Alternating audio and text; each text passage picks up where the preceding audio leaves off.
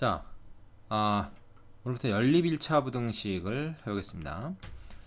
우리가 이제 앞에서 그 연립 방정식이라는 거를 했어요. 그것처럼 부등식도 연립 부등식이 있습니다. 그러니까 부등식 두 개를 갖다가 공통으로 만족하는 그 범위를 구하는 것이 바로 연립 1차 부등식을 푸는 것입니다. 어떻게 하느냐? 간단합니다. 각각의 부등식을 풀어가지고 공통 범위를 구하면 돼요. 자, 연립 1차 부등식이란 뭐냐? 두 개 이상의 1차 부등식을 한 쌍으로 묶어서 나타낸 것. 이 해를 어떻게 구하나? 각 부등식을 동시에 만족하는 미지수의 값 또는 범위를 구한다. 주로 범위로 나오겠죠. 값으로 나오는 경우도 있습니다. 하나의 값으로 나오는 경우도 있고 값들이 모인 범위로 나오는 경우가 많다. 동시에 만족하는 이라는 표현이 중요합니다. 말하자면 각 범위의 공통범위를 구한다. 이 공통범위라는 용어를 쓰는 것이 좋겠죠. 공통범위. 연립부등식을 푼다라고 하는 것은 연립부등식의 해를 모두 구하는 것을 말한다. 자, 구체적인 순서는 이렇습니다. 각각의 1차 부등식을 따로따로 푸는 거죠. 그 다음에 걔를 하나의 수직선 위에 나타낸다. 맞으면 이거는 그림을 그려라, 이제 그런 얘기입니다. 내가 강조하는 게 바로 이제 그려라 하는 거죠. 다이어그램이든 표든 뭐 그림이든 그려라. 그 다음에 공통 부분을 찾아서 미지수의 값의 범위를 구한다. 자, 참고로 b가 a보다 큰 수일 때 x가 a보다 크다, b는 a보다 작다를 갖다가 수직선 위에 표시해 보면 이 부분과 이 부분의 공통 범위는 바로 여기가 되겠죠. 그래서 그거를 표시하면 됩니다. 자, 중요한 건 그림을 꼭 그려서 파악을 한 다음에 답을 쓰라는 거예요. 여기서 바로 요 답으로 나오면 안 됩니다. 자, 요 경우는 어떻습니까? 지금 b가 a보다 오른쪽에 있는 건데 b보다 크고 a보다도 크고 이거의 공통 범위는 그냥 b보다 큰 거죠. 이걸 수직선에 그려보면 알 수가 있다는 거예요. 자, x는 a보다 작은 범위, b보다 작은 범위의 공통 범위는 a보다 작은 범위가 될 겁니다. 그죠? 이걸 따로따로 외우려고 하지 말고 수직선에 그려서 우리가 하나씩 그때그때 찾아낸다. 이렇게 생각을 하셔야 됩니다. 자, 확인 문제 풀어볼게요. 자, 연립부등식 이거에 대해서 다음 물음에 답해라. 부등식 기역 니은을 각각 풀고 그 다음에 이거 해를 수직선에 나타내서 연립부등식의 해를 구해라. 즉 1번 기역과 니은의 범위를 구한 다음에 그의 공통범위를 찾으라는 얘기죠. 자, 기역의 경우에는 어떠냐? 이거 x를 뭐 1로 넘기고, 그죠? 4를 절로 넘겨서, 물론 뭐 3x를 왼쪽으로 넘겨도 됩니다만은 이런 범위가 나오니까 어떻게 돼요? 양변이 2로 나누면 x는 2보다 크다라는 게 이제 기역의 범위고요. 니은의 범위도 이제 이런 식으로 구하면 되죠. 이건 얘만 넘기면 되네. x가 5보다 크거나 같다. 그러면 요게 지금 각각의 범위가 나온 건데 걔를 갖다가 수직선에다 한번 표시를 해보겠습니다.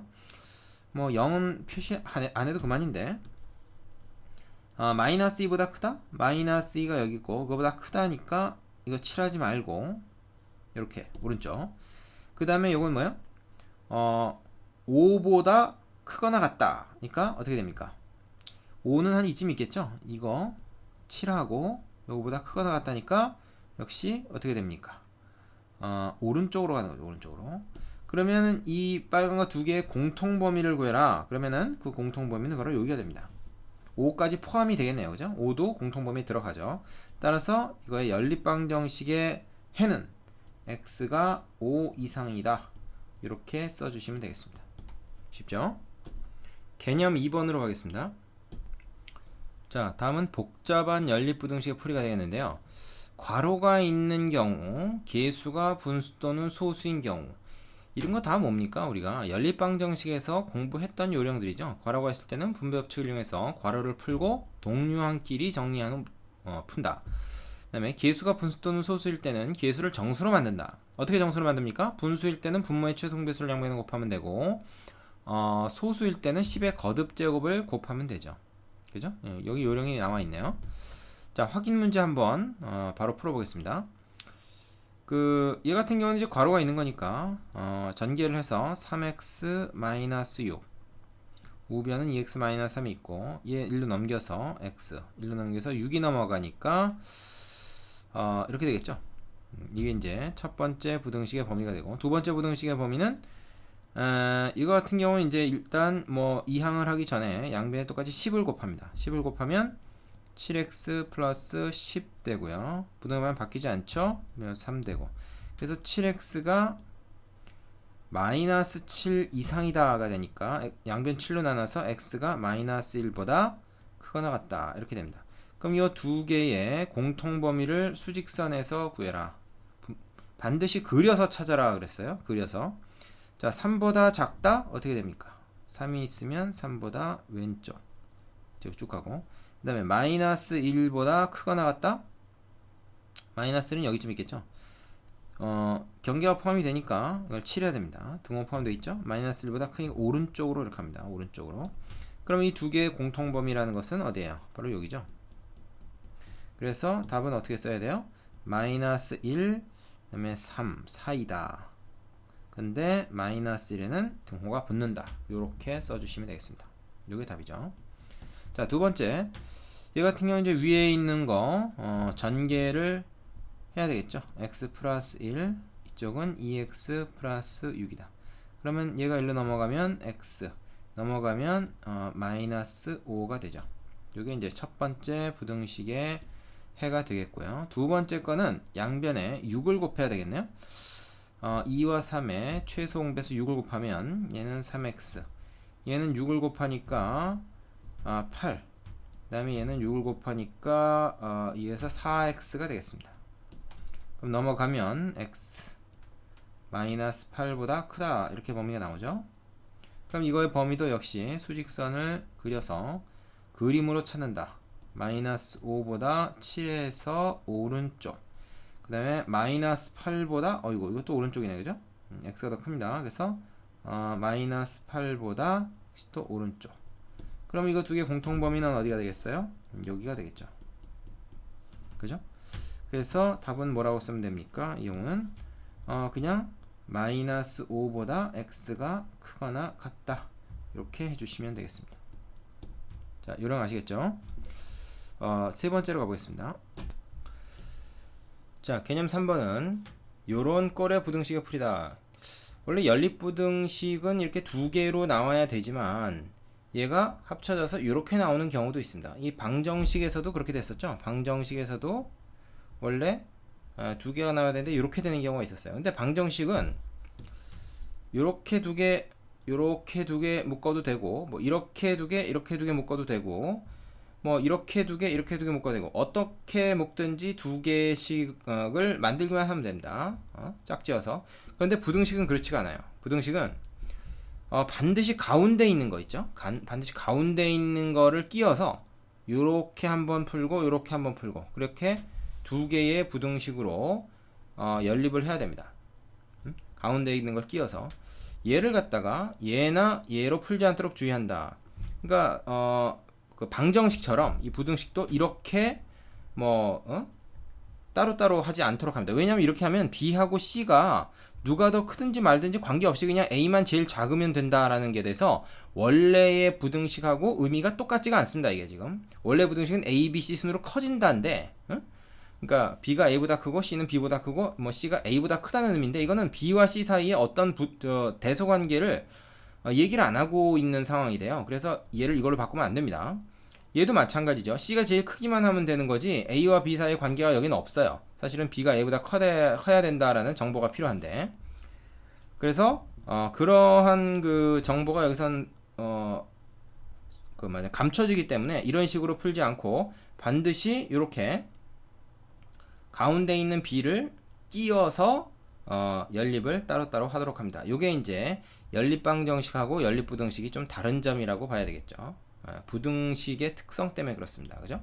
얘는 같을 때는 뭐 어떻게 같든지 다 마찬가지지만 이렇게 순서대로 커지는 거는 이거를 맨 처음 거나 맨 끝에 걸 기준으로 해가지고 이렇게 하면 안 되고 가운데 것이 끼어들도록 해야 완전하게 이걸 의미가 똑같이 된다. 그런 거죠. 자, 확인 문제 갖고 연습해 볼게요. 자, 확인 3번인데요. 다음 부등식을 풀어라 했는데 이게 연립부등식인데 한 줄로 나와 있죠. 둘 다. 그럼 요렇게 한번 따로따로 해야 됩니다. 그래서 x 플러스 1, 2x 플러스 3 이렇게 한번 풀고요. 요렇게 이제 또 2x 플러스 3, 4x 마이너스 13 항상 가운데 있는 식을 두 번을 공통으로 쓰도록 그렇게 해야 됩니다. 그럼 첫 번째 식은 어떻게 될까요? 첫 번째 식은 x1로 넘어가고 3일로 넘어가니까 마이너스 2가 x 이렇게 해서 x 쪽으로 크죠. 얘는 요 넘어가고 2x가 되죠. 그죠? 얘 넘어가면은 어떻게 됩니까? 16이 되네요. 그렇죠? 자, 그러면은 요거는 뭐 이미 끝났고 얘는 x가 8 이상이다 라는 게 되죠. 그러면은 어떻게 됩니까? 수직선에다가 표시를 해서 마이너스 2 그리고 요거보다는 이제 오른쪽 경계도 포함하네요. 그 다음에 8보다 오른쪽 역시 경계 포함합니다. 자, 그럼 이거 두 개의 공통 범위는 어디예요? 여기죠. 여기도 속하고 여기도 속하는 거. 그래서 x가 8 이상이다 이래 주시면 되겠고요. 자, 두 번째는 이것도 요렇게 하나 풀어야 됩니다. 다르게 묶으면 안 돼요. 2x 플러스 1 여기는 x 마이너스 7 이렇게 되고요. 여기는 x 마이너스 7 그 다음에 5x 플러스 37 이런 거 옮겨 적을 때 이게 등호 포함되는지 안 포함되는지 그대로 정확히 옮겨 적어야 됩니다. 얘 같은 경우에는 x 그 다음에 요거는 마이너스 8 이러면 되겠고요. 더 뭐 건드릴 게 없죠. 얘 같은 경우에는 이게 이제 1로 넘어가서 4x 뭐 5x를 1로 넘겨도 됩니다만은 x의 개수를 양수로 만드는 게 여러모로 좀 편합니다. 방향은 뭐 좌든 우든 상관없으니까요. 요게 이제 마이너스 44가 되는군요. 그렇죠? 그리고 4로 나누면 이게 마이너스 11 되는 거 아닙니까? x가 마이너스 11보다 크다. 부등호 방향 변하지 않죠? 자, 수직선에다가 표현을 해보겠습니다. 뭡니까 이거? 마이너스 8보다 왼쪽인데 마이너스 8도 포함한다. 이쪽은 마이너스 11보다 오른쪽이다. x가 더 크니까. 그래서 이거의 공통 범위는 어디입니까? 여기죠. 여기. 그러면 답은 자, 여기 등호 포함 안 돼 있습니다. 마이너스 11보다 크고 마이너스 8보다는 작거나 같다. 등호 포함되어 있으니까 이렇게 답을 구해주시면 되겠죠. 자, 연습을 뒤에서 꼭 해보실 수 있기 바라고요. 4번으로 가겠습니다. 자, 개념 4번은 특수한 해를 갖는 연립부등식인데요.